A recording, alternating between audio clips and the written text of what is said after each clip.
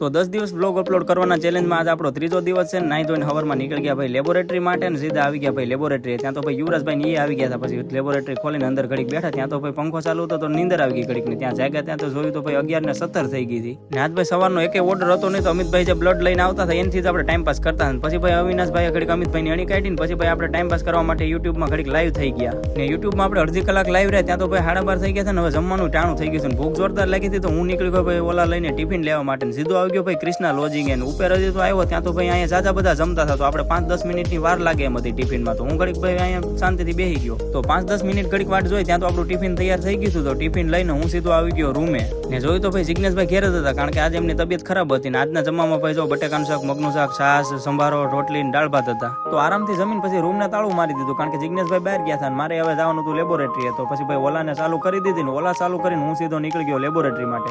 ને લેબોરેટરી આવીને પંખો ચાલુ કરી દીધો. કારણ કે હવે આરામ કરવાનું છે. બપોરી વાળા કાંઈ કામ હોય નહીં. ભાઈ એવા હુતાથી સીધા પછી જાગ્યા તો 4 વાગી ગયા હતા. ને અત્યારે ભાઈ 3 ઓર્ડર આવેલા હતા. તો 3 ઓર્ડર દેવા જવાના હતા. તો પેલો એક ઓર્ડર લઈને હું નીકળી ગયો દેવા માટે. ને સીધો આવી ગયો ભાઈ અક્ષર લેબોરેટરી. તો અહીંયા એમને સામાન દઈ દીધો ને કેશ પેમેન્ટ લઈ લીધું. પાછો નીકળી ગયો આપણી લેબોરેટરી. કારણ કે 2 ઓર્ડર હજી પડ્યા છે.